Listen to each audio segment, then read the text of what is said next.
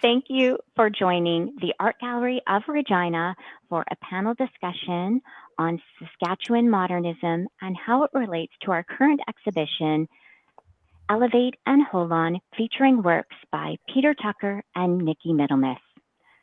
Some of Saskatchewan's best-known artists, Agnes Martin, Art McKay, and Bob Boyer, have been abstract artists. Although popularly assumed to be purely formal and free of content, abstract artworks historically and today are a new language to convey what is beyond words. Abstract artists seek to represent not what already exists, but to invent a new language to express what we don't have words for, such as the passage of time, decay, mortality, experiences of difference, and a swarm of individuals coming together as one. The process of creating an artwork is a ritual that brings artists into contact with metaphysical truths. Exhibiting artists Nikki Middlemiss and Peter Tucker continue the sensitive work of their artistic forebears. Our panelists discussing their practices in the context of abstract minimalism and modernism in Saskatchewan are the two presenting artists in the exhibition Elevate Holon, Nikki Middlemiss and Peter Tucker, and former Art Gallery of Regina Director/Curator, a professor in media arts and performance at the University of Regina, and abstract artist Holly Fay. For those of you who haven't seen the exhibition Elevate Holon yet, our discussion will be illustrated with images of the exhibition and other images of abstract artworks from the University of Regina's President's Art Collection and the panelists' other artworks. This panel aims to offer insights from the artists and knowledgeable art professionals, enriching the public's understanding of the exhibition.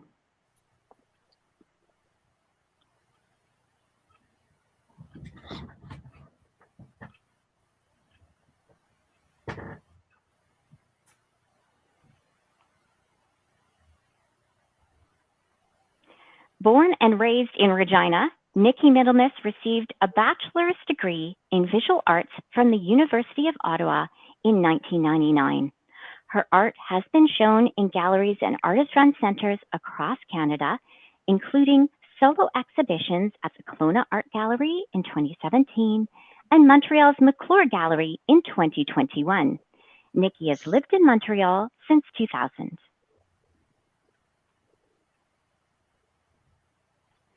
Peter Tucker has studied art at the Ontario College of Art and Design and Mount Allison University and apprenticed in woodworking in British Columbia. Tucker brings his skill as a long-time fine furniture maker to his art practice, which addresses identity, belonging, and landscape issues in large-scale sculpture and painting.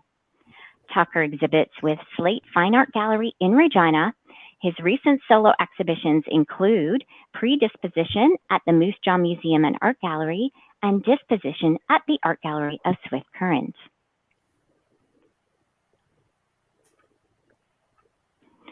Nationally and internationally exhibiting artist Holly Fay's drawings, paintings, and installations focus on correlations and the interconnectedness of natural phenomena, ecological systems, phenomenology, and the lived environment, and more than human knowing.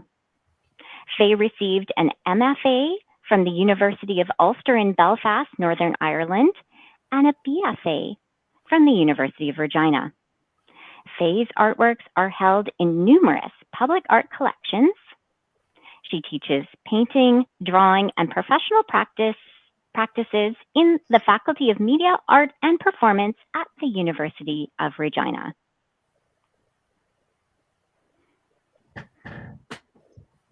I'm Sandy Moore. I'm the Curator of Exhibitions and Programming at the Art Gallery of Regina. I'm also a white settler cis woman. You can refer to me as she and her. I would like to begin by acknowledging that we are on the traditional lands referred to as Treaty 4 territory, and that the City of Regina is located on Treaty 4 territory through the original lands of the Cree, Ojibwe, Saulteaux, Dakota, Nakota, Lakota, and on the homeland of the Métis Nation. I recognize that some of our panelists are joining us from other treaty territories, and that online viewers may be located in other treaty territories, unceded lands, and Indigenous lands. We respect and honor treaties made on all territories. We acknowledge the harms and mistakes of the past, and we are committed to moving forward in partnership with Indigenous nations in the spirit of reconciliation and collaboration. We recognize that in Canada, we are all treaty people. Art galleries are safe spaces to engage in difficult conversations, including our relationships with each other, the land, the environment, and to move towards reconciliation and healing. The Art Gallery of Regina is a public nonprofit art gallery. Despite our name, we're not a city organization, nor are we very large. Our mission is to support artists and engage audiences through contemporary art programming. The Art Gallery of Regina was founded as a satellite of the Mackenzie Art Gallery to support local artists and practices excluded from established art institutions in the 1970s. This ethos still guides our support of Saskatchewan artists through our exhibitions, learning opportunities, and public engagement. I am sure you are just as eager as I am to hear from our panel and their sensitive take on abstraction and how this connects to Saskatchewan's history of abstraction. So first of all, I would like to ask Peter and Nikki, and maybe we'll start with Peter, to describe your work in the exhibition. I am happy to leap in and also add my descriptions. However, the exhibition is full of my writing and thoughts about your work, and I think it's a special and wonderful opportunity for us to hear directly from you. So Peter, would you like to describe your work in Elevate and Holon?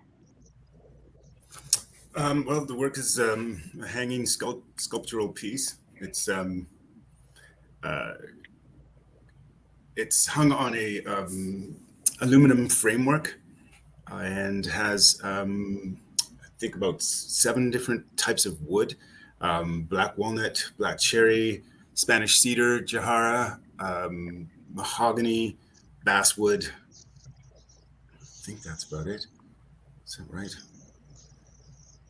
And wenge, that's right. Yeah, and it's about 9 feet long from one end to the next. Yeah, we can see a picture there of me in front of this incredible kind of swirling, swarming structure of Holon, and can see the scale that kind of enfolds you within this incredible curve. And I remember you telling me as you were installing Holon that it weighs 300 pounds, and yet it seems to float so weightlessly in this space, which is such an incredible technical achievement. And Peter, could you explain briefly as well? Oftentimes when artists title their artworks, it's sort of an insight for viewers into the meaning and the idea that the artist wishes to express within their artwork. So your work is titled Holon. What does that mean? And sort of what inspired you to create this work? Sure. Well, Holon, it's the idea is that a body can be made up of many parts, and each part in and of itself is a whole, and so that's where the term comes from, Holon. So, for instance, each cell in our body makes demands on our body. It asks for calcium and potassium and whatever it needs. So it actually functions to some degree autonomously.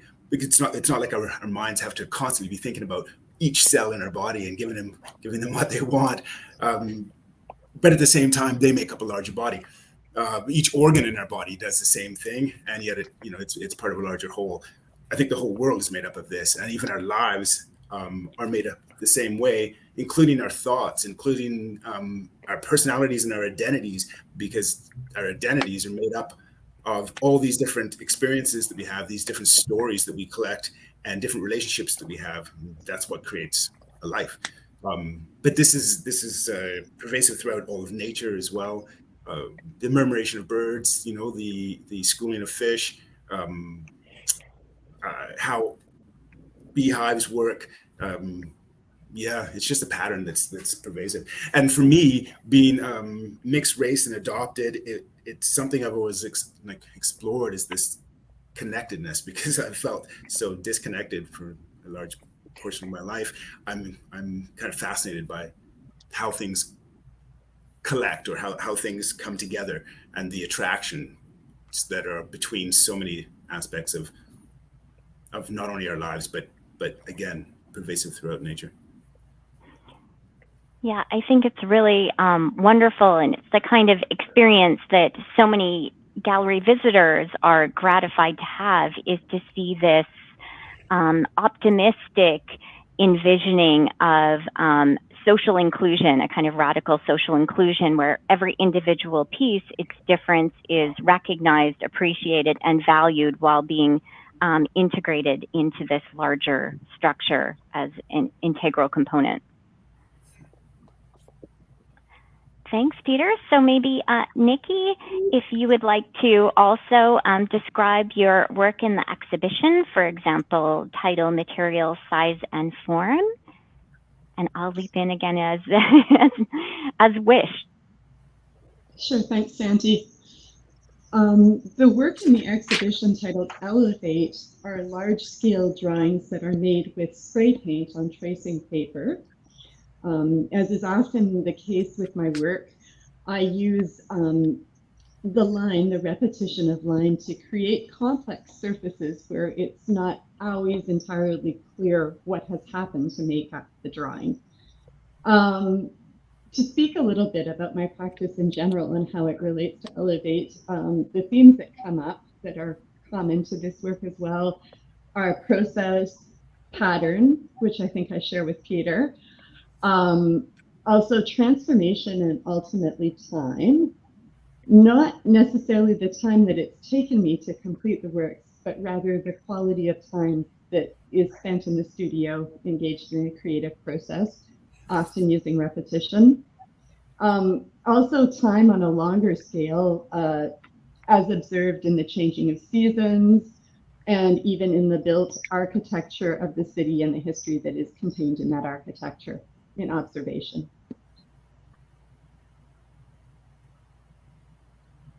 Yeah, I can see these reflections of architecture, especially in this piece, this upper panel, which is kind of like a window. And actually, this is quite a funny piece, subtly humorous maybe piece, where the bottom panel, this greenish, olive green rectangle, is a sheet of glass, and this upper panel is also a kind of translucent rice paper panel. And there's also kind of this funny allusion, not just to an architectural window, but to the idea of a painting as a kind of framing of a view, or a window into either offering insights or offering just simply a nicer view, kind of decorative element of painting.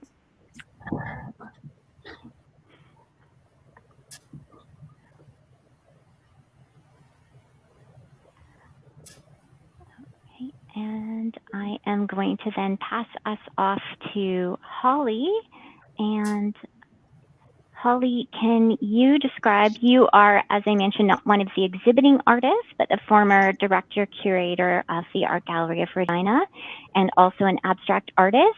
So can you briefly, maybe it's not necessary to briefly introduce yourself now, but briefly introduce yourself, and then ask, can you generally describe your practice? Yeah, thank you, Sandy. It's interesting to hear from the artists, because I'm seeing parallels to my own practice. My current series of large-scale graphite drawings on paper focus on the properties and states of water. I'm interested in the notions of cycle and flow within this abiotic component of the ecosystem. So water is a powerful representation of interconnectedness. All of the water that was present at the beginning of the planet is present today, cycling through and over the earth, through the sky, and moving through all the planet's beings. Though forms of water is the subject matter of the work is really about the interconnectedness of all of life. And I use methods of abstraction to address this. I've used abstraction over my career to address the significance and the wonder of natural phenomenon, grief and loss, the cosmos, more than human knowing, and in earlier work, the phenomenological experience, or the lived experience of place. So all these things are like you said in your introduction, Sandy, they're kind of things that we need another language to address and communicate thoughts and ideas and images about, because it's really bigger than what we can represent through things that we see with our eyes in the natural world. And Holly, I'm just going through your images here, so let me know, do you want me to go just right to the end here a little bit? Is there anything you want to say as I go through? So some of these are details of the work because they're really quite large drawings.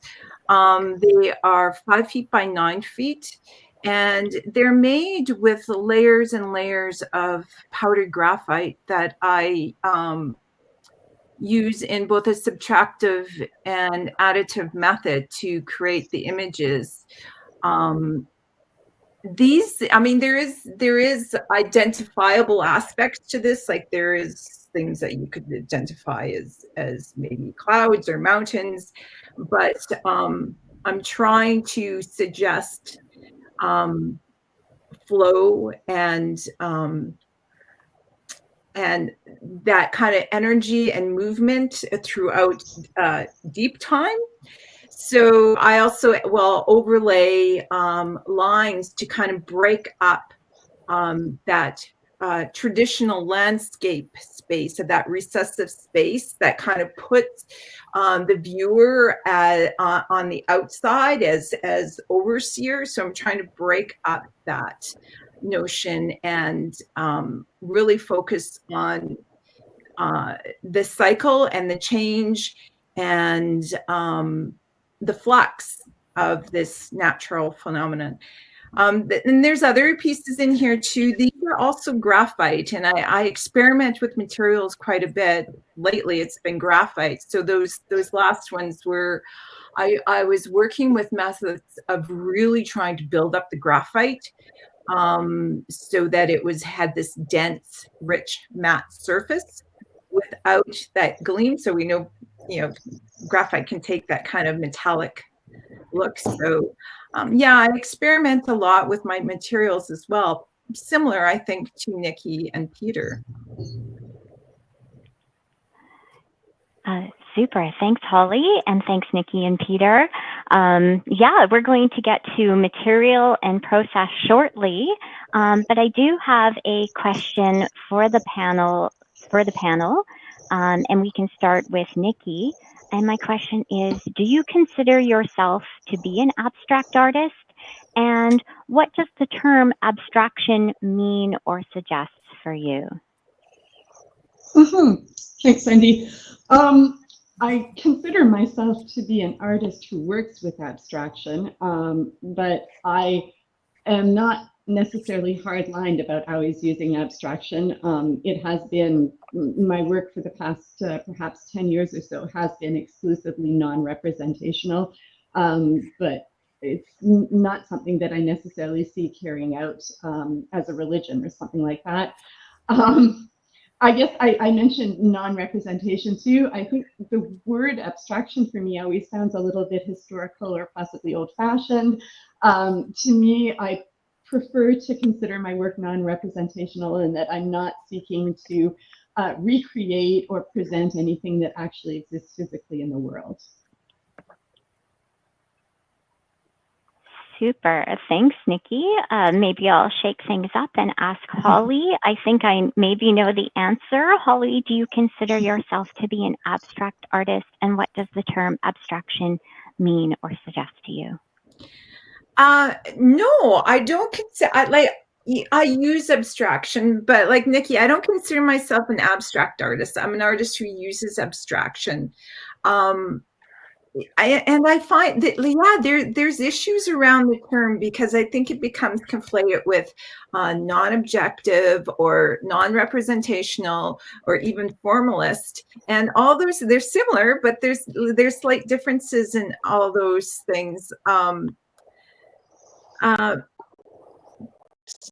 In my work, to me, abstraction presents a means to give form to those things in the physical world which may exist. So, like Nikki, there's things that may exist, but they're kind of on the edge of what representation is, like certainly to the human eye. Or there are things that are not possible for us to see. Okay, beautiful. And also, Peter, the same question to you. Again, I feel like I know the answer, but maybe you're going to surprise me. Do you consider yourself to be an abstract artist? And what does the term abstraction mean or suggest to you?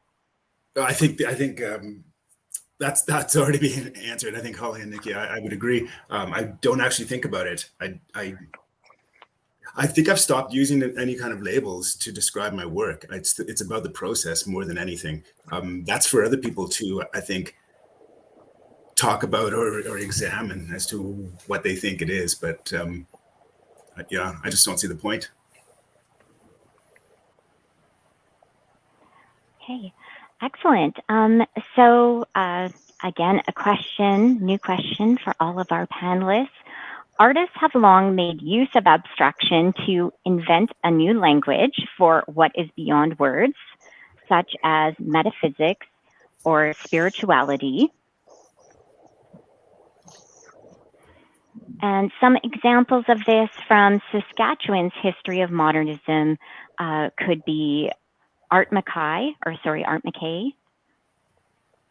Bob Boyer,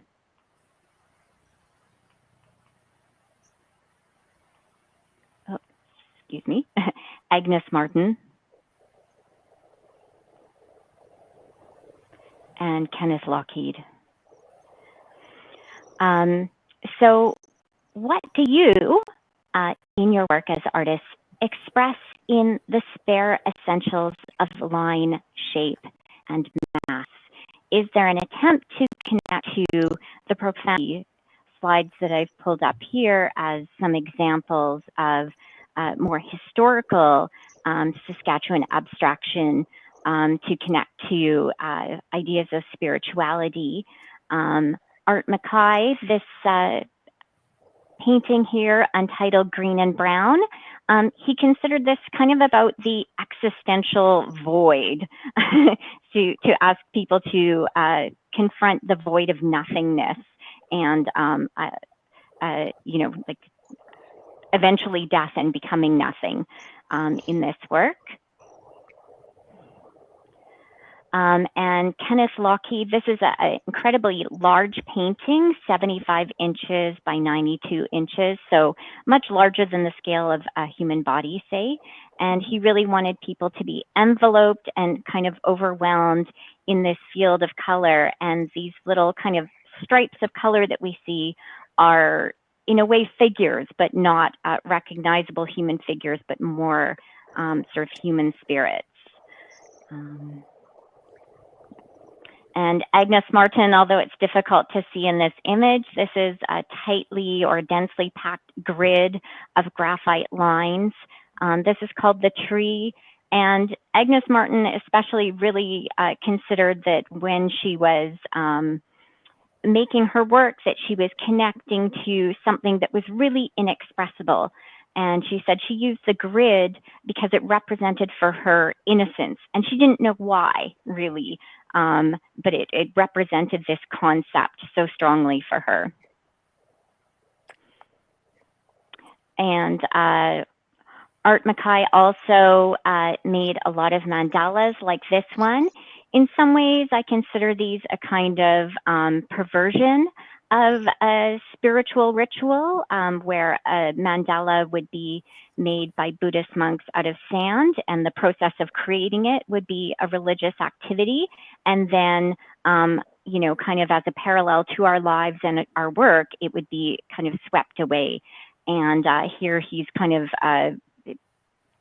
fossilized this fleeting thing in a more permanent format of this painting in enamel. And finally, Bob Boyer's paintings, he was connecting in a way to, you know, again, these religious or spiritual rites, the idea of a sand painting being a ritual for healing, a kind of medicine that he's formalized again, and in a way connected, had a profound connection to a culture that he was alienated from as an Indigenous Canadian. So returning to my question, is there an attempt in your work to connect to the profound and the spiritual or the inexpressible in your work? And maybe I will ask Nikki to answer that question. Mm-hmm.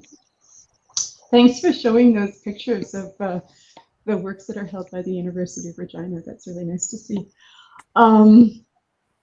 Yeah, I think that, as I said before, for me, abstraction isn't a religion, or even I question whether I would use spiritual, but I do consider it to be another form of communication. For me, it's a way of communicating emotions or a state of mind.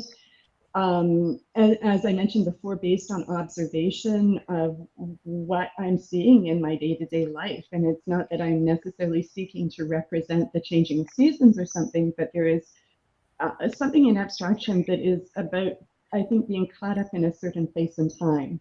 And it's that aspect that does tend to interest me.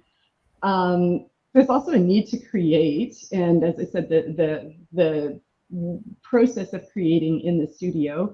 I'm not sure, though, whether that's something that's particularly tied to non-representation, as I think that artists who work figuratively or otherwise would probably relate to that too. But I do know that with myself, the sort of maybe more spiritual or interior aspect of the creative process is more linked to repetition and process, where you're really sort of on a roll and working on something through doing it over and over again with slight changes. Thanks, Nikki. Peter, can I ask you to also respond to the question? What are you seeking to express in the kind of spare essentials of line, shape, and mass, and the kind of attempt that many artists have had to connect to profound and spiritual experience through the language of abstraction? Well, I agree with Nikki, or at least I can identify or relate to what Nikki said about the mark making being ritualistic. I think that's something that's been pervasive throughout a lot of my work over the past 10 years at least, or longer. And what I find interesting is that abstraction, if you apply scale to it, you can find abstraction almost everywhere. And I've always enjoyed that, like since I was a kid, I think, you can look at the bark of a tree and then you can see all these characters or shapes and cracks in the ceiling or plaster coming off. And if you isolate it in the right way, if you frame it, it's abstract. If you use a high-powered microscope and look at cells, and it's incredible the images that you can come up with. So I think that almost every abstract work of art that's ever been created can be found somewhere if you look closely enough or far enough away. in the world around us, you know. Like now we're looking at the structure of the universe and we're realizing it's quite similar to neuron pathways in the brain. So scale is like, it's interesting. But so the spiritual, I think that is, I mean, I don't know what spirituality is really. I mean, it's hard to define, but again, going back into the process of working, sometimes my shop space is just an absolute mess if I'm like really in the flow, and I'm, especially when I was building the aluminum structure, it was a mess because I didn't know what I was doing. I was learning and experimenting, but then when I sit down to do the wooden pieces, I would spend hours and hours going through almost exactly the same process every time, but everyone is different. And I would lose myself in it until I realized I had run out of pieces in the box I was working on, and then try to stand up and I'm all sore. But it's kind of this similar to meditating and sitting for long periods of time. And then you go to get up and you realize your legs have gone to sleep and you hadn't even realized, because you've got into that state of mind where your body almost takes second tier. I think, yeah, that ritual or that process of repetition is, I don't try to go after it, but it is definitely part of my practice. Oh, thanks, Peter. And I do want to ask both you and Nikki to return to this idea of repetition, flow state, and process. But I will first ask Holly again to respond to the question, which is, is there an attempt for you in your work to connect to the profound and the spiritual through the language of minimalism? Yes, definitely there is, especially with the profound and addressing things like metaphysics, definitely. I also struggle with that idea of this spiritual. It is about connecting with something larger than myself, connecting everything with something larger. So it kind of plays on the edge of spiritualism. It's not spiritualism though. I don't really feel comfortable with that word, but certainly when you're expressing things of that nature, like it's speaking of time and energy and even the profoundness of an experience, there is aspects of it there, and it is I find it using line, shape, and mass is a way to address those things. And I so agree with Peter. It's like you use those things and they are going to, all of a sudden, they will look like other things. And abstraction, I've always said, is just a matter of scale. Oh, fantastic. Thank you all. Yeah, I really, as I mentioned, I wanted to return to something that many of you mentioned, which is that for many abstract artists, the idea of process, this ritual kind of, or flow state of creating the artwork, this transcendent experience of actually working with your materials over time to create the artwork is important. Historically, many abstract artists devised ways of working in which their materials and their methods authored their work. And how does the process-based approach resonate with the way you approach art making? So maybe I will start with Peter, if that's all right with you, Peter. How does it resonate? Could you repeat that? Just that last part. How does How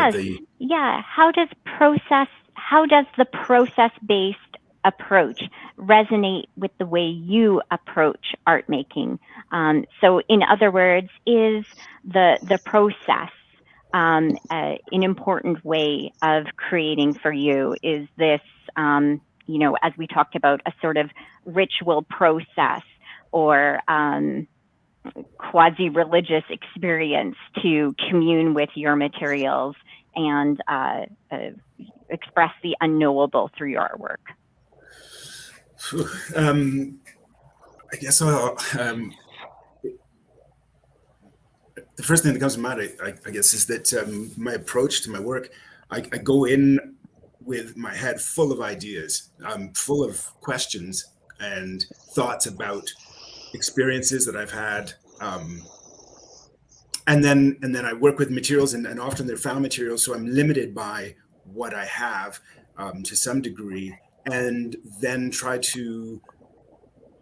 And I'm always doing something that I've never done before, so it's always kind of an unknown, and I have to. I don't know. It's hard to describe the process, and then I kind of just feel my way through it. And once I'm finished, I can't remember how I did it half the time, and I don't think I could ever repeat it because I really don't know how I got from the beginning to the end. If there is an end, you could always keep reworking things. I feel like nothing stops. The process never ends.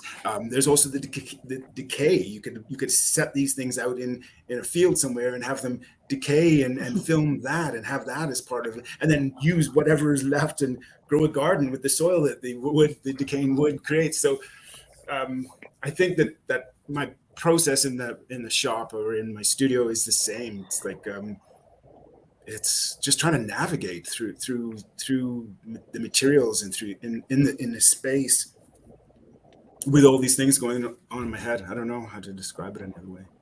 It's difficult. It's a difficult process. And I think that's true of the process. It is kind of giving up control as the author a little bit, as the artist, and letting the materials and the act kind of come together, and it's almost I don't want to say possession. I keep coming back to these kind of religious type metaphors, but to really embody something that's in the air, that as we said, it's not even articulated as a thought. It's really felt and groped towards through this process of making. And it's like identity too. Our identities aren't how we think about ourselves necessarily. It's a midway point between how we see ourselves from inside and viewing out, and how people relate to us. And there's that middle ground that gives us our identity. I think with working with materials, working on a piece, it's the same. We don't have absolute control over the materials, so we have to meet. Everything meets halfway, I suppose, and then that is like, there's a connection that's made, I suppose. Yeah, so true.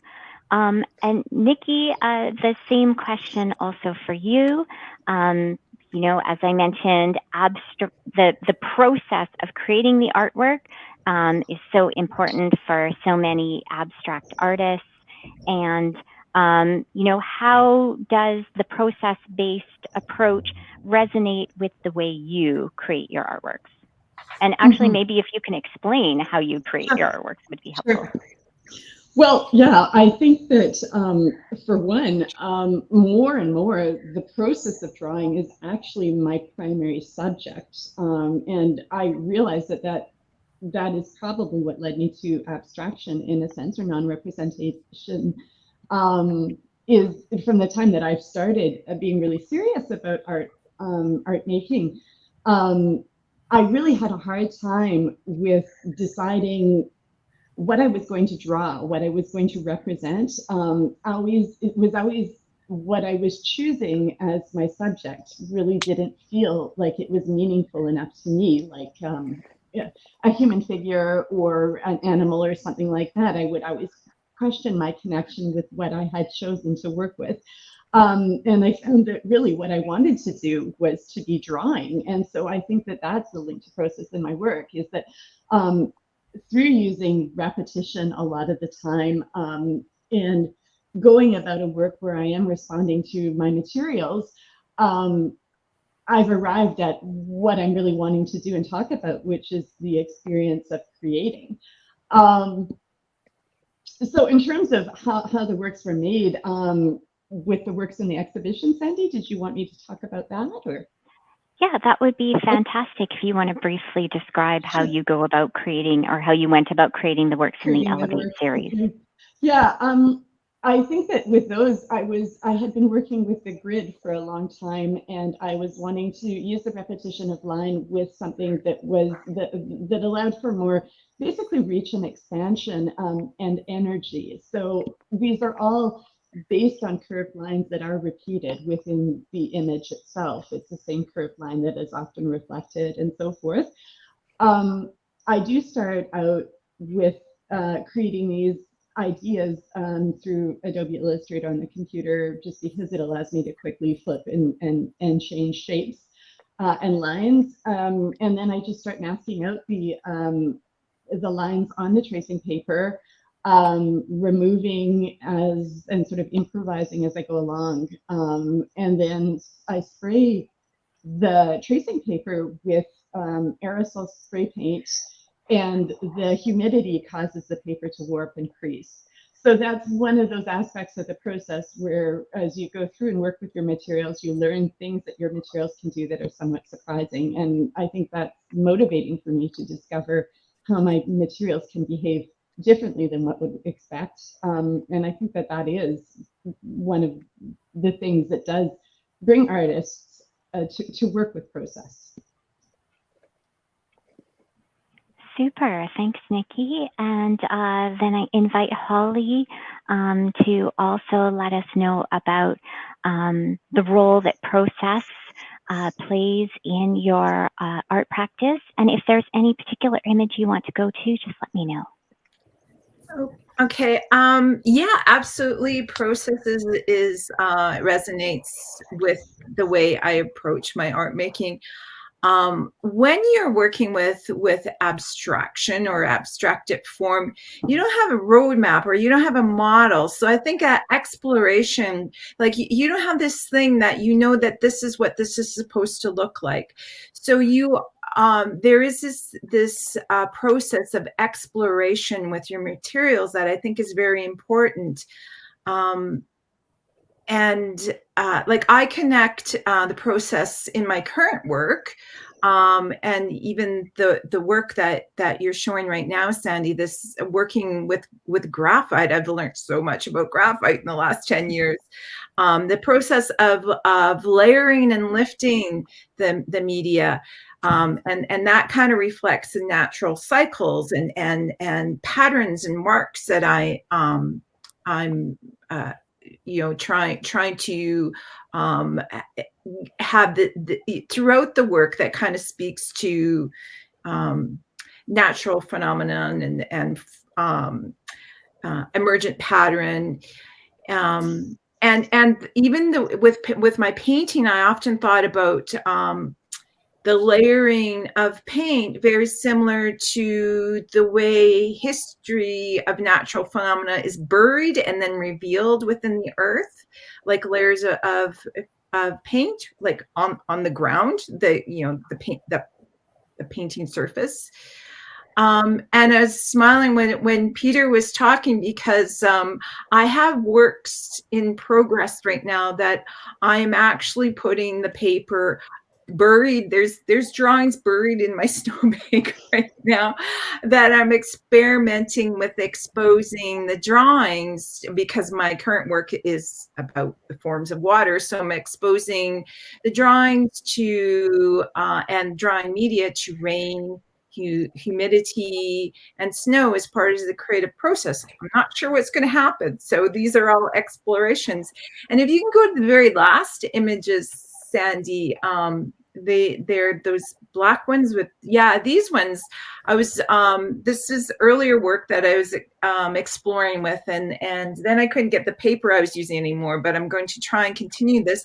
This is using templates that I'm blocking out and using sunlight, UV light, to draw into the paper with, like, just as a natural process of using the fact that pigment is fugitive often, so that the sun, the UV rays, are drawing into the paper with my help. The process is huge. Yeah.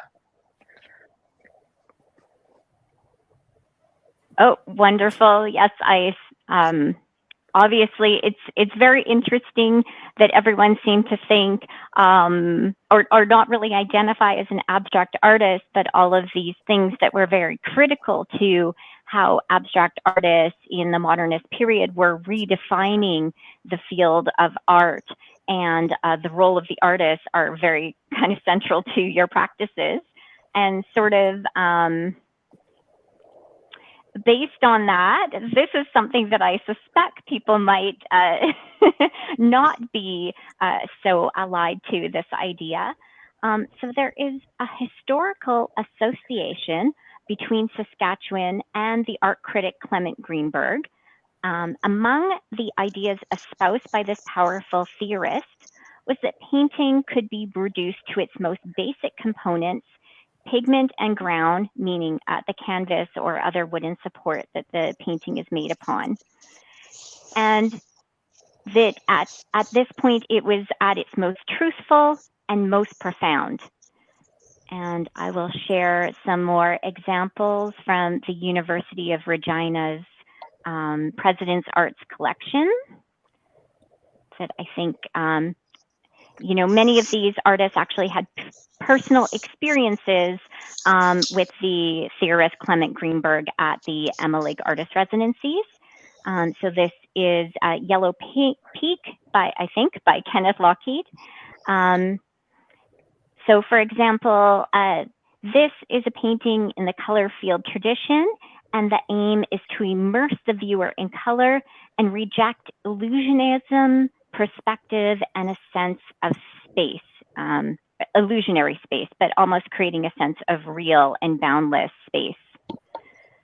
And oftentimes this type of work or the ideas about materials really speaking the artist's message for them were about exposing the way that the artwork was made. And so we see here in this painting by Ronald Bloor, he applied, I think he had something like 20 different types of white paint that he used, and he exploited their subtle differences. And where we see this kind of caramel brown color in this painting, that's not actually paint, it is the ground that it's painted on, a sheet of masonite, which is a kind of compressed wood product. So he painted this and then he sanded it down so that it was so smooth, and that we just see these kind of daubs of paint. He's kind of erasing the hand of the artist and the brush stroke. And he's also exposing what would you call it, kind of the ordinary or the disdained kind of ground of this masonite panel that he's painted on top of. And in a way, I feel like it's maybe a kind of radically inclusive gesture on the artist's part to show us this, the material and what the painting is actually supported by. So my question for the panelists is, do you see your materials as already expressing an essential message, and your work as creating a sense of space, or indeed having a kind of objectness where it is, in this case, a painting, not an illusion of another world or a space? And maybe is there anyone who wants to take this on first, that their materials are really kind of already important conveyors of meaning? Holly wants to. Awesome. Yeah, like I do think about my materials I use quite a bit. And I speak about, I've been drawing with graphite almost exclusively. That's been my practice for about the last decade even. And I think that all media material holds certain associations in history that can be used to form further meaning in the work. So it's not by accident that I draw, and I draw with graphite. Like, I think about drawing as a means to remove my work from that objectness. I like the I feel that drawing has more connection to idea and thought than objectness. And the fact that I use graphite is important to the work. Graphite is a form of carbon, and carbon is this stardust that everything on the planet is made from. So those concepts kind of work nicely in what my intent is in my art practice currently. Excellent. Great insights. And I think, you can all correct me if I'm wrong, but I see in Nikki's work that, her materials and the water, the humidity in the environment, and the paper are all kind of co-authors of her work. And Peter, your sculpture Holon contains different varieties of wood, some pretty ordinary, some valuable, from all over the world that are kind of brought together. And I also wonder, Peter, is there scrap wood in your sculpture? How do you kind of come by that wood? And do these pieces of wood express something individually as materials? Well, again, wood, it's carbon storage, and wood from cradle to coffin, it has been a huge part in building our societies, and as human beings. It's as far as the exposing the materials, the framework underlying the piece too, it's not hidden completely, so you can kind of see the connections. You can see how the materials are working together. I think that's an important aspect to the piece. And Nikki, as I mentioned, I feel that your materials are kind of almost your collaborators in making your artworks. But do your materials express an essential message in and of themselves? Well, I think, getting back to your reference earlier to Clement Greenberg and, of course, his links to Saskatchewan, of course, he was very prescriptive in what was allowed as materials and how they could interact. And I think, correct me if I'm wrong, Peter and Holly, but I think the three of us approach things much more liberally, and perhaps have maybe, I know for myself, my relationship to my materials is perhaps more inspired by process art and more of a history of the 60s and 70s, when artists were really experimenting with any and all materials, and allowing things that were unacceptable perhaps in the time of Clement Greenberg, who was very much focused on painting, as coming forth in the work, such as the work, Sandy, that you just showed, which I wasn't aware of, where the raw masonite was really coming out in the painting, and the experimenting with the different pigments of white. I guess that just to say that I wonder about the influence of Clement Greenberg today, because certainly I think that he was quite influential in maybe bringing abstraction to be something that is considered more of a sophisticated taste, and whether or not that's relevant today, or even if that has, to abstraction's detriment, perhaps made it seem a little bit simple or dated, are questions that I do ask when considering, what we think of in terms of materials as artists today, and what was considered in the time that Clement Greenberg was working. Sorry, Sandy, that was a bit rambling. That's great, and I appreciate it. I mean, that makes me want to, I really kind of glossed over and assume that many people know who this New York art critic Clement Greenberg was. And as you mentioned, he was very prescriptive. He really picked favorites. He was a powerful art critic and a tastemaker. And sort of after he kind of fell into irrelevance in New York, he came to Saskatchewan and he really developed a community of artists here. And you know, was invited to come here through many of the professors at the art schools here and to participate in the Emma Lake artist residencies and workshops. As you brought this up, it made me think of this question, which is kind of a funny question. But yeah, Clement Greenberg, he was both a powerful critic and a tastemaker, and his influence was intimately tied to the advanced taste of the social elite. A wider field of patrons who had to pay for their pictures and whose predilections drove the fortunes of abstract painting in the 1960s.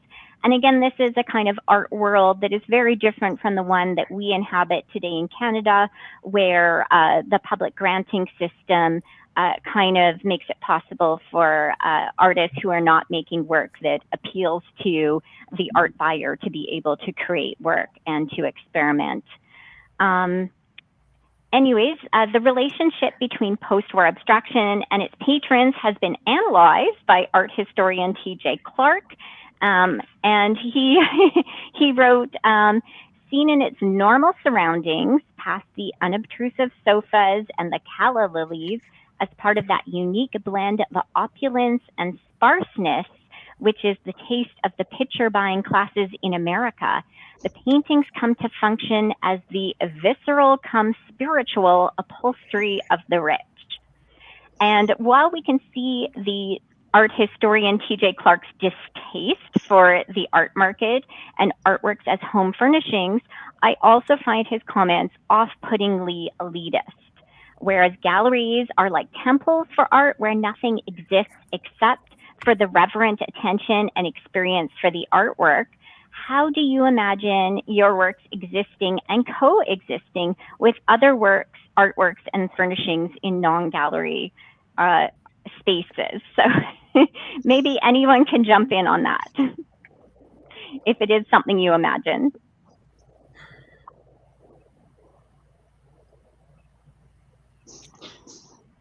Well, I'm not for my own work, but I think, as I've been thinking a lot about public art lately, I think that is maybe where times have changed since the 50s and 60s, and there is a lot more, at least in Montreal, a lot more public art that is commissioned, that is really often outdoors, that anybody can encounter, and is really forcing artists to consider their work in a context where it is available for everybody. It's an opportunity. It's maybe a limitation as well.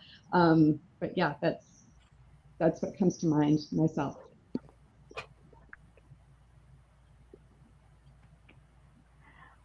So Peter, I know that you have another practice, a painting practice as well, that's not part of the exhibition Elevate and Holon.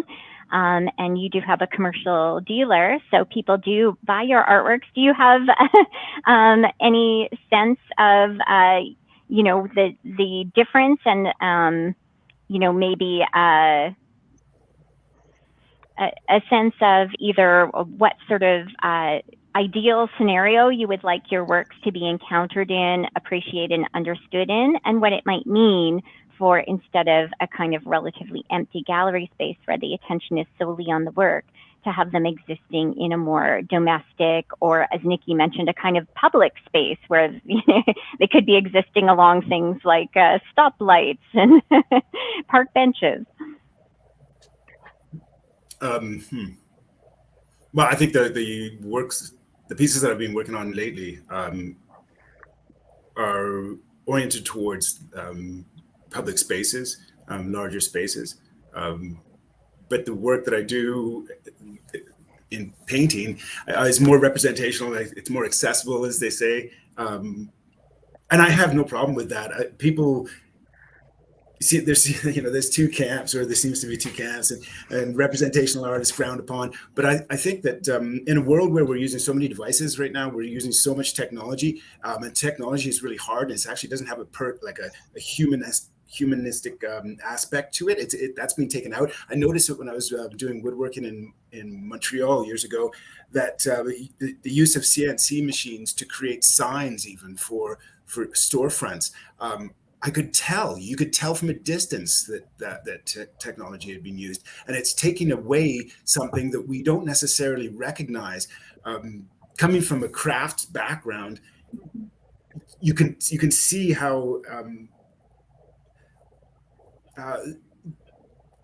somebody's attempt to do something by hand. It's obvious if you know what you're looking at, especially. But I think it resonates with all of us. Like it has an effect. And I think the more we create this world of our own making, especially machine derived and AI derived soon, it's going to take over everything. There's going to be something quite strange about the environment that we create. So I think it's good to have these pieces in public spaces. But to get back to the representational art, I have no problem with it, because regardless of how much it looks like the real thing, it's still being processed through a human being.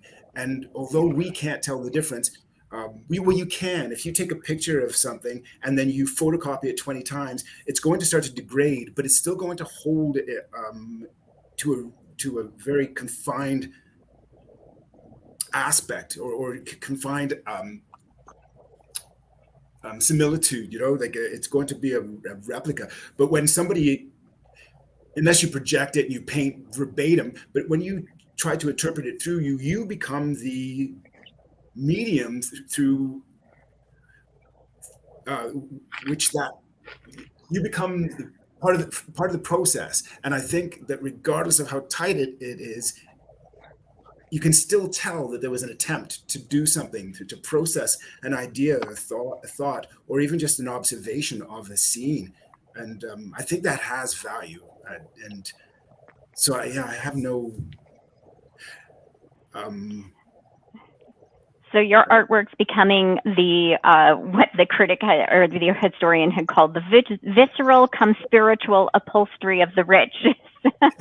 Yeah, but the difference with that is that when it starts to become repetitive and it becomes rote, then I think there's it starts to lose its value. Well, it does lose its value, right? Because when you replicate something over and over, if you make 10 prints of something, they're worth so much. If you do 1 million of them, we're experiencing that now with the printing of the US dollar, right? And in inflation, you devalue something. And I think that when you don't use creativity or get out of your comfort zone to try something new, and you just do the same thing over and over ad nauseum, yes, it loses something. And then if that becomes you're just creating a product, I guess, at that point.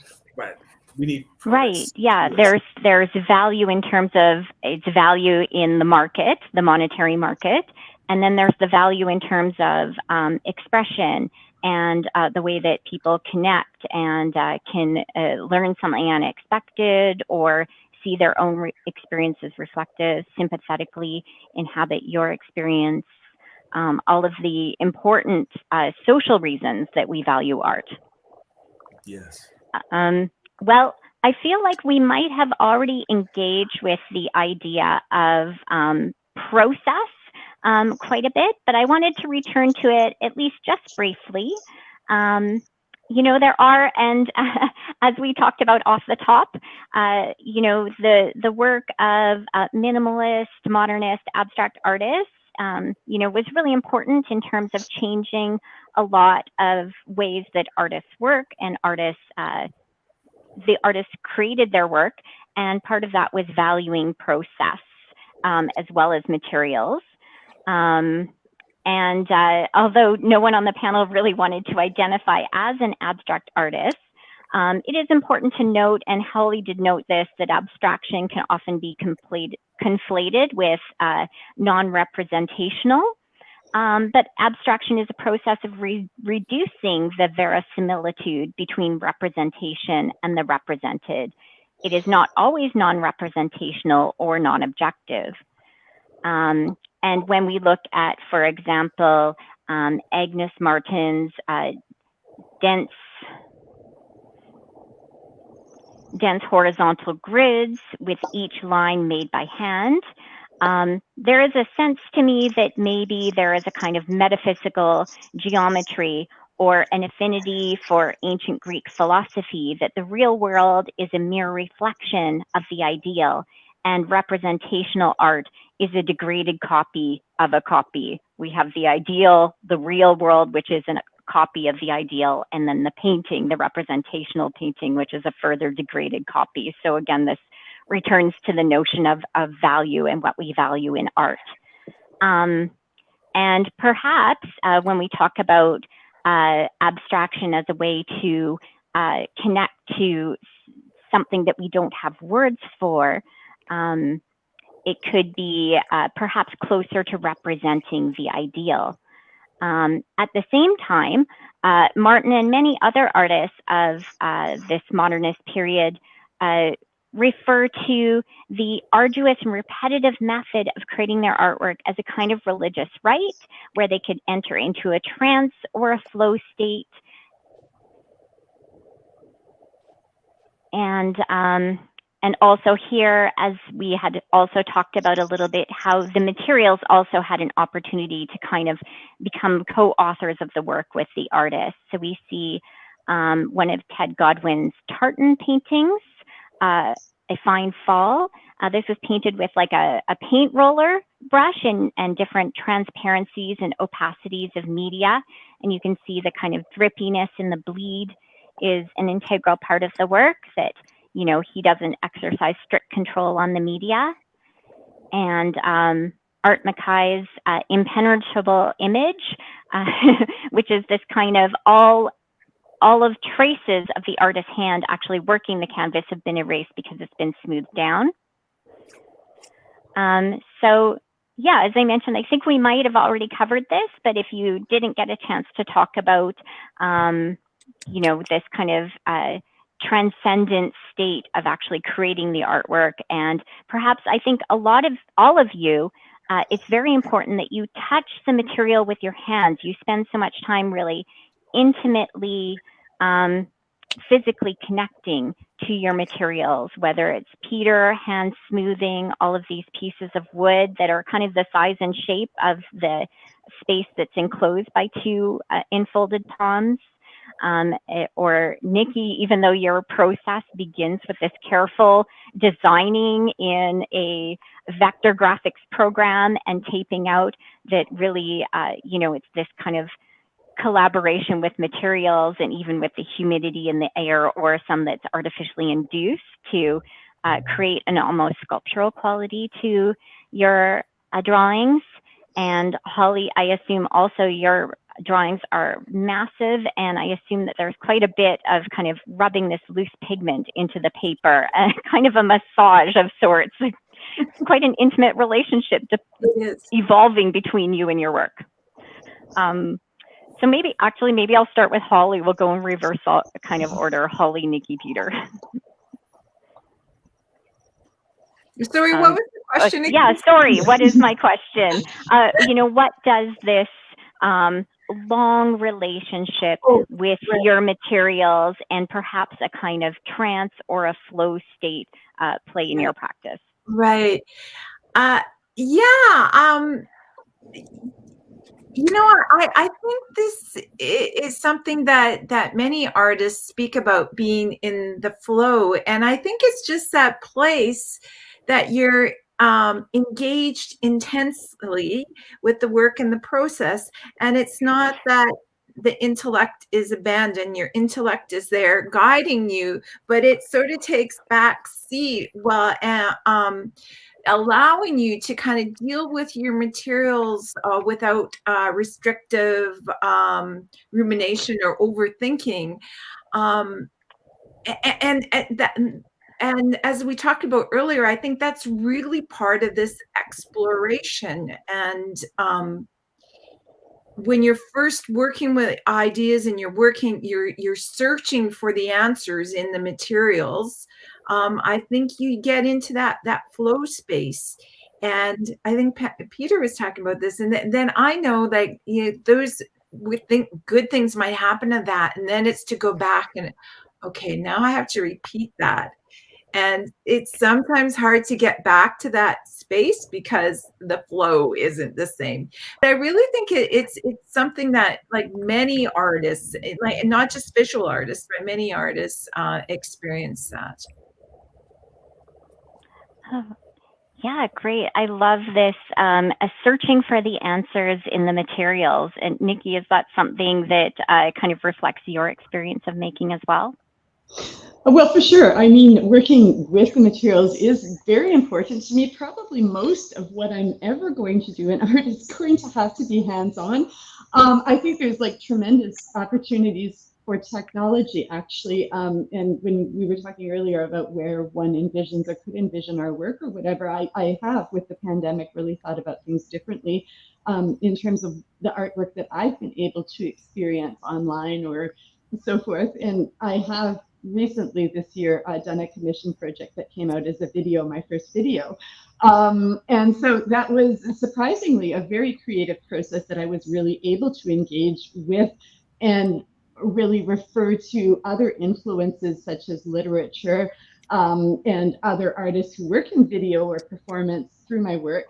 So in that sense, I don't want to think that I'm going to ever exclusively work only with a materials practice.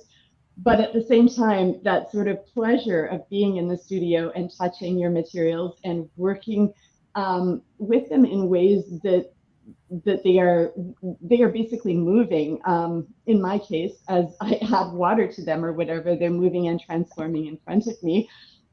There is a great deal of pleasure in that. And as Holly referred to, when the intellect is still there, but it really does sort of take backseat to the process. And for me, at least, there is a feeling that you're on a roll, and that feeling can't be trusted because, 3 times out of 4, you really aren't, which you realize an hour later or whatever.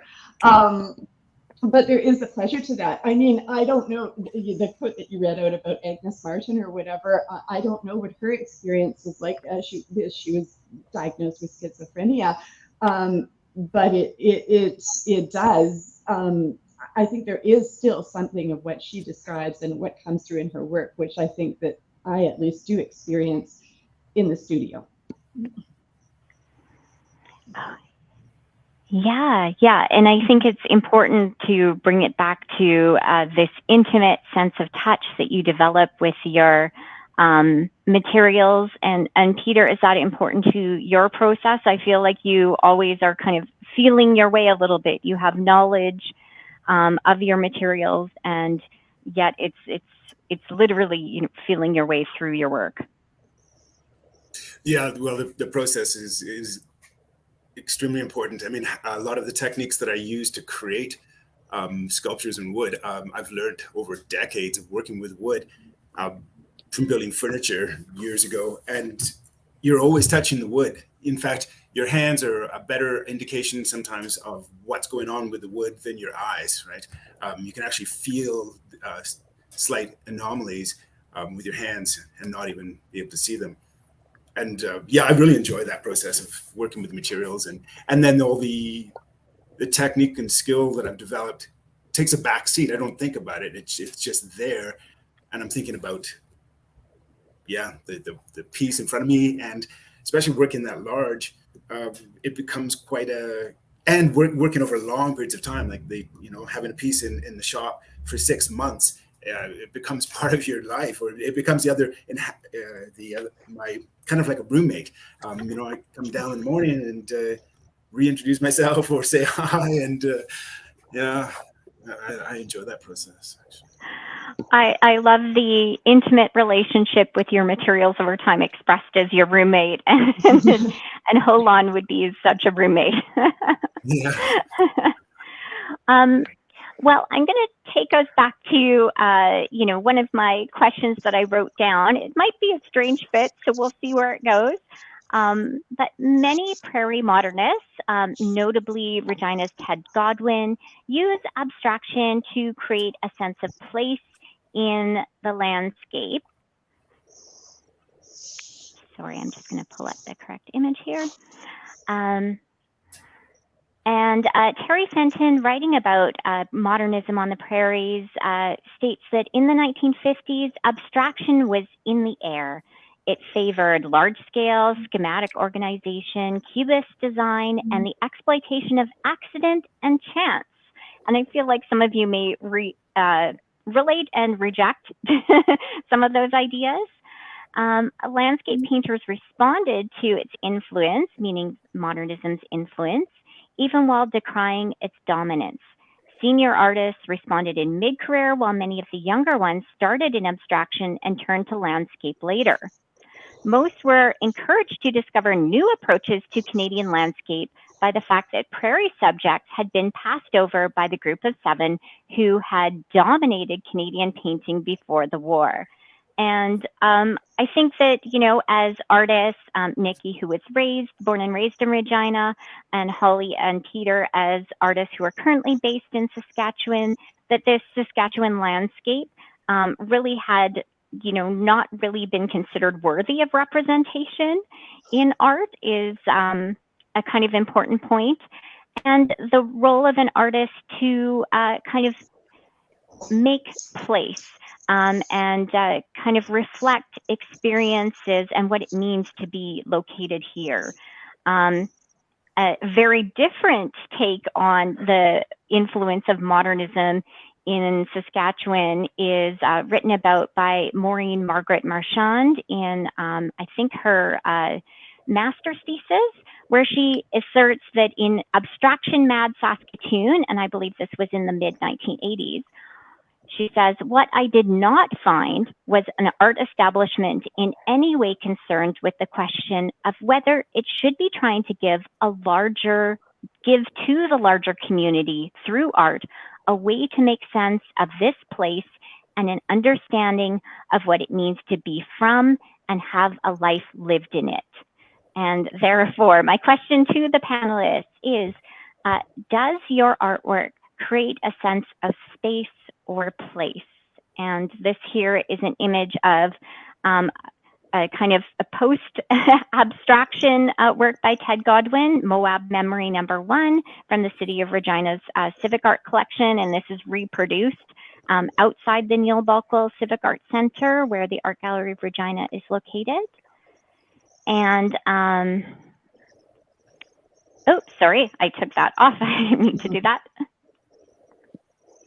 And Ted Godwin's Freight, an earlier work, which, although this looks to be actually maybe a flat Saskatchewan landscape painting, he actually sees this as kind of revealing the hidden. He talks about it as if he inserted a razor blade into a wall and revealed what was beneath. So it's maybe more a representation of the sort of ordinary architectures that we live our lives within, rather than a landscape that had not been represented previously within the Canadian artistic tradition. Maybe, you know, this is a wild question in a way, but Nikki, does your work create a sense of space or place?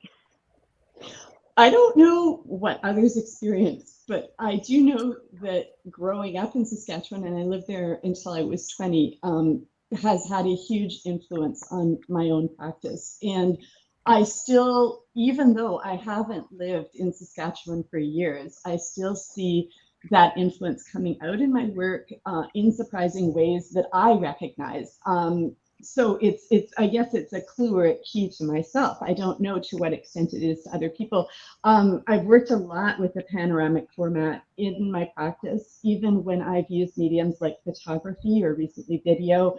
The panoramic format, just the peripheral vision, the space that you can have over the horizontal stretch, the emphasis on seeing out to the horizon is something that does keep coming up in my practice, as well as Saskatchewan light, which I was reminded of when I visited for installing the exhibition recently. is particular. And I think actually the image, Sandy, that you just put up, this particular one where you can see the red one, where you can see the transparencies of the two overlaying panels. Transparencies being another clue in my practice that does come up, which I do think is linked to light and subtleties of weather in Saskatchewan. Excellent. And Peter, does your work create a sense of space or place?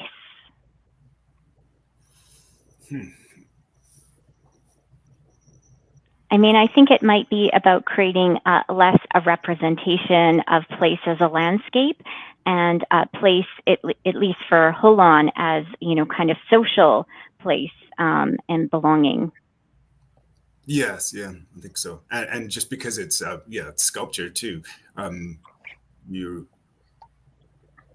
it gives a sense of space, because you can move around it, I suppose, and feel apart from it.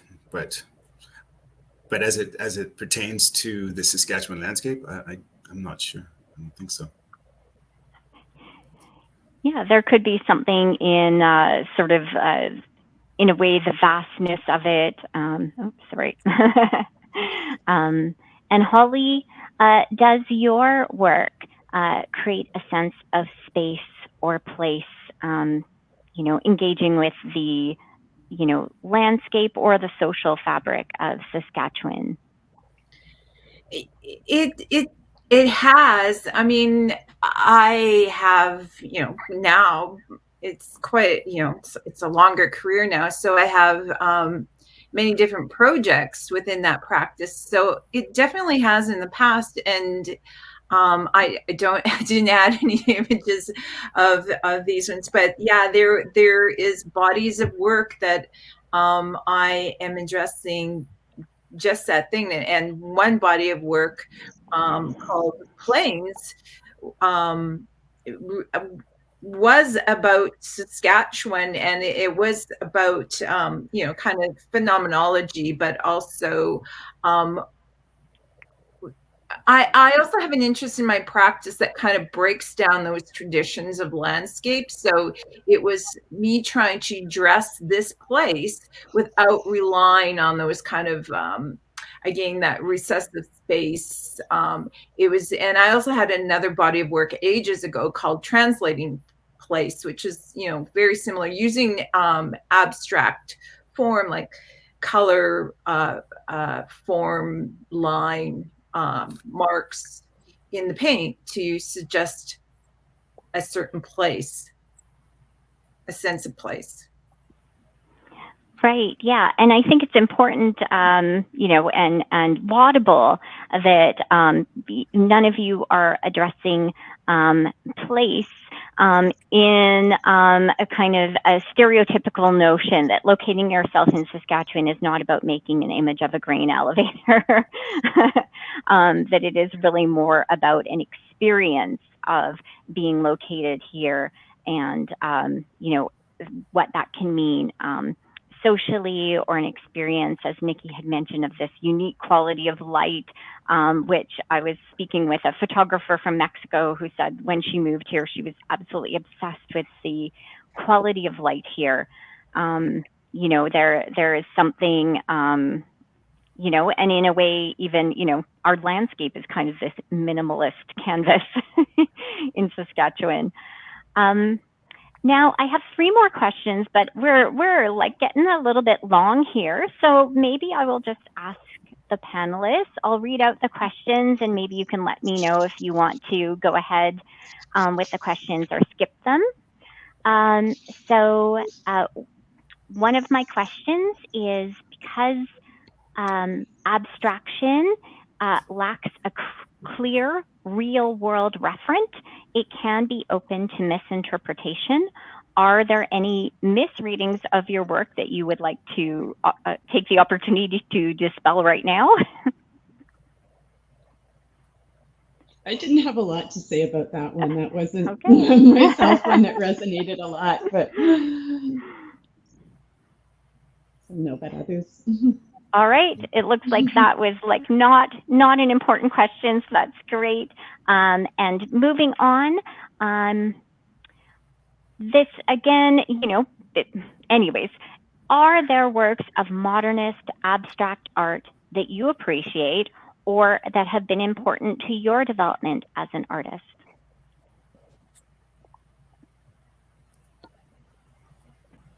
For me, Martin Puryear has been a huge influence. Like, I'm fascinated with his work.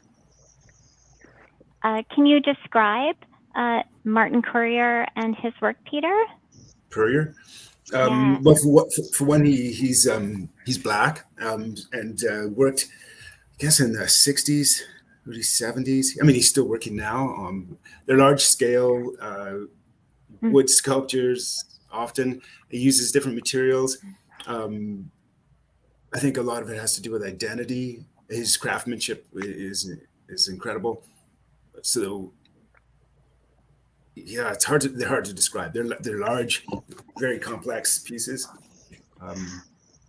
Yeah. I think what you say there is really important, and I notice this when visitors come to the gallery and they're looking at your piece, Holon, and to even see that, there is an artist who has, one, made such a substantial and meaningful sculpture, but also to recognize that in a way it is storytelling about your history as a biracial adoptee. It really is inspiring people to say, I could be this, I could do this. And I think it's really important to note that, so many people have been excluded from the fine art world as artists, as authors, or even as critics. And to make space for these people, and kind of through the example of being an artist yourself is really amazing. So, Martin Puryear, that's something for us to all research and become more familiar with. Yeah, I highly recommend checking out his work. It's quite incredible. Thanks. Nikki or Holly, did either of you have any works of modernist abstract art, either that you appreciate or that have been significant to your development as an artist? You've spoken, Sandy, quite a bit about Agnes Martin. In general, most of the artists that I look to who have had a significant influence on my work are artists who are living today, who really are working now, or the work is maybe within the past 20 years or so. Agnes Martin is an exception. I really think that there is, I imagine that there is a significance to her having spent her young childhood in Saskatchewan and doing the work that she did. And I do continue to refer to her work and her work with the grid particularly throughout my practice.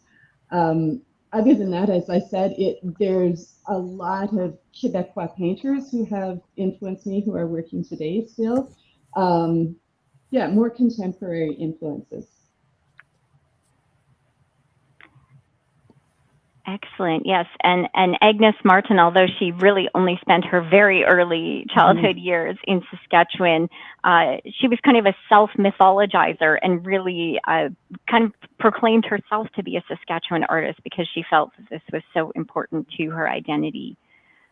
Holly, sorry, go ahead. I was just going to add the fact that she ended her life in New Mexico as well, with a somewhat minimalist landscape, and perhaps is relevant as well. Holly, did you have any modernist abstract artists or artworks that were inspiring? Well, I don't know directly, but certainly Agnes Martin is one of those artists. I mean, and there is a lot of writing about her work that does place it in landscape because, the open space of Saskatchewan and then New Mexico. But also, I would say Rothko, that, you know, that kind of luminosity and that space and light in that work. I again, with some of my earlier work, I think there's a, you know, a bit of connection there. Yeah, that makes sense. And again, Rothko is kind of connecting to not a specific spirituality, but to a kind of metaphysical sense of awe through these representations of light. And my final question for the panel, people often want two things from encounters with artworks. They want to gain new insights about the world we live in, and to be able to connect these insights to their lived experiences. They also want to understand the artist, who they are and what motivates them. Why do you make this work?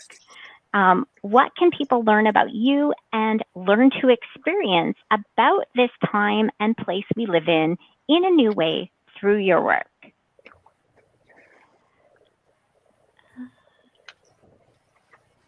I don't see anyone jumping up to. I can go ahead if you want, Sandy. Sure. If it's okay, can we go Nikki, Holly, Peter? Okay. So what do you want people to learn about you and to learn to experience about this time and place in a new way through your work? Yeah. This is something that I think is really important, is the why we do the work we do. I mean, I think that we have all, as we've gone along with our practices, discovered that what we're doing has, for the most part, been done before. We've seen examples of that today.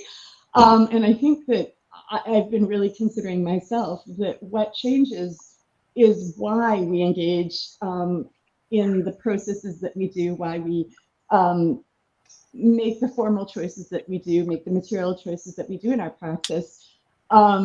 And I guess for myself, I've been thinking a lot lately about the quality of fragility in my work, the paper works that I do, and also removing the line where in the Elevate series, in the exhibition, the line is masked out of the paper. So it's just the raw paper that is left.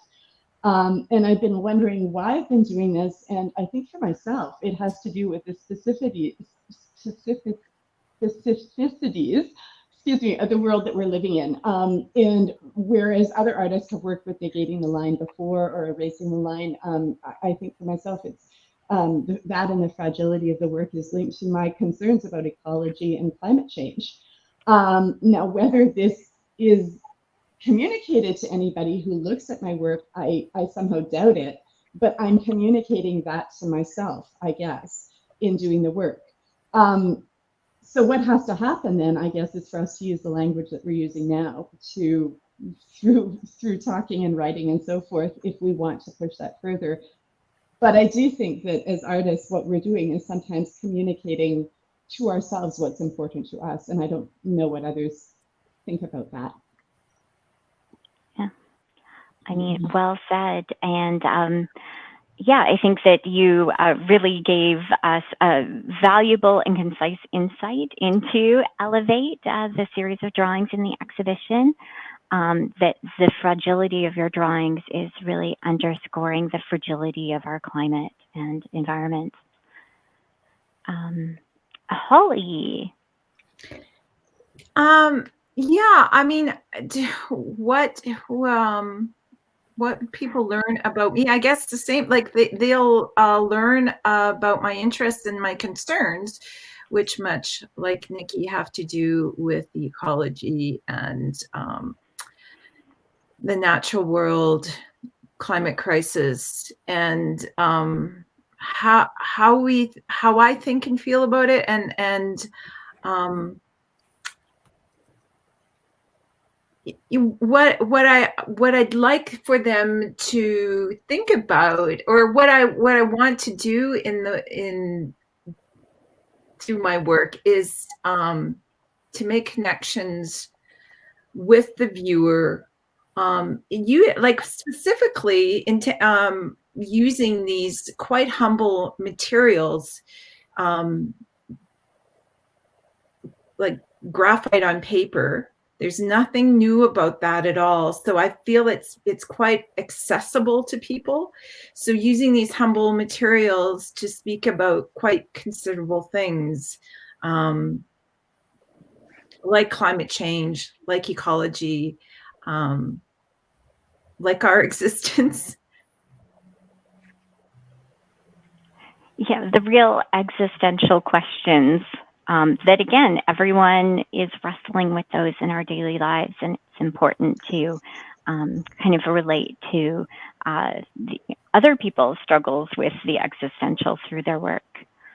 And Peter, what can people learn about you or learn to experience about the time and place we live through your work? Again, like Nikki said, it's hard for me to know how other people are going to view my work and what they can learn from it. I guess I just hope that it evokes some kind of an experience. Yeah. And you know, Holon by itself is one thing, but with the other pieces that I did for that original exhibition, I think it puts it a bit more in context. Yeah, it's hard to define it or to narrow it down. There's so many things that are going through my mind when I'm creating. I don't think anybody would pick up on all of them, but I guess with Holon, the idea of many parts working as one is an important aspect to the piece. Yes, and I think when you refer to the original exhibition, it's predisposition at the Moose Jaw Museum and Art Gallery. So I encourage people to visit their website where they have photos of Peter's exhibition from 2020 archived, and they also have a catalog that is $5 that you can buy with an essay by Wayne Barrowell that's about Peter's work as well.